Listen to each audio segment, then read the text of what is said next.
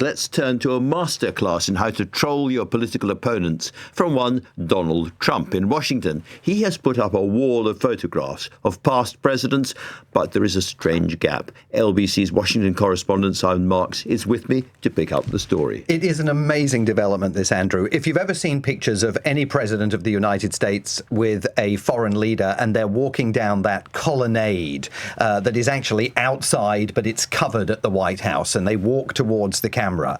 Donald Trump has now lined the walls of the West Colonnade with pictures, portraits of every single president of the United States. But as you wander up towards the Oval Office, you see that after Donald Trump's first portrait, and before his second one, there is a photograph that is a signature of Joe Biden being written by the auto pen machine. The Republicans have been up in arms over the fact that Joe Biden, they discovered, signed several significant documents, including many of the pardons that he issued on the final day of his presidency, using the machine. The president himself did not sign the document, and they've raised questions about his competence and whether he knew was he really being president at all? Signing. Yeah. So instead of a portrait of Joe Biden, presidential level trolling, they've put a picture up of the auto pen signing his name. It's both mean-minded and quite funny, which says it all, I think. Dispiriting. A lot of people have said to me, how can it be that Donald Trump's comments about Britain and London and the West were so rude, so recently after he was in the UK being very, very careful and diplomatic in his language with Keir Starmer? Because he's Donald Trump. Because it was absolutely inevitable. I'm not, Lord knows, I'm not one of the world's great prognosticators, but I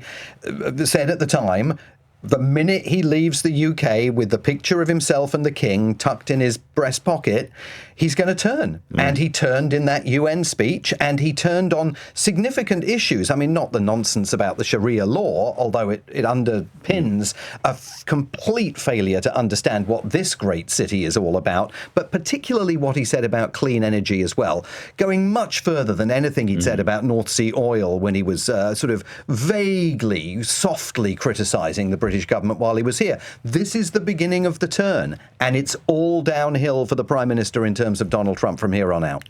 Now, a couple of minutes ago, we heard Jonathan Friedland talking about President Erdogan of Turkey, who, of course, today has been in the Oval Office. Is there anything that we can learn from that conversation? Well, there's a question about one of the things that Donald Trump said to Erdogan when they first sat down. He said of President Erdogan, nobody knows more about rigged elections than him. And you can read that comment in a couple of different ways.